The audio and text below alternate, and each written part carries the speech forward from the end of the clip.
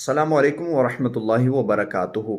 آج شب برات ہے تو میں چاہتا ہوں کہ اپنے ناظرین کو ایک ایسا عمل بتا دیا جائے جس عمل کو وہ کر لیں تو سال بھر کے لیے جادو جنات اور تمام ان مسائل سے محفوظ رہا جا سکے۔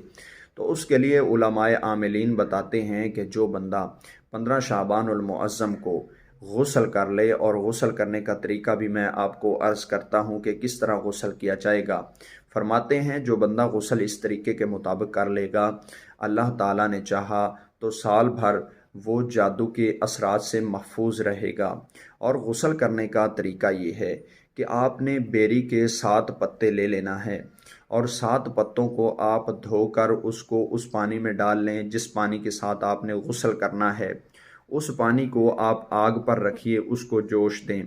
جب وہ پتے اپنا رنگ پانی کے اندر چھوڑ دیں تو اس کے بعد اس پانی کو چولہے سے اتار کر اس پانی کو ٹھنڈا کر لیں۔ اس میں مزید پانی شامل کرنے کی ضرورت ہے تو شامل کر لیں، اگر ضرورت نہیں ہے تو اسی پانی سے آپ نہا لیں۔ پتوں کو سائیڈ پر کر کے آپ اس پانی سے غسل کیجئے، اور غسل کرنے کا سنت طریقہ آپ کو معلوم ہوگا۔ اس سنت طریقہ کے مطابق آپ نے غسل کرنا ہے۔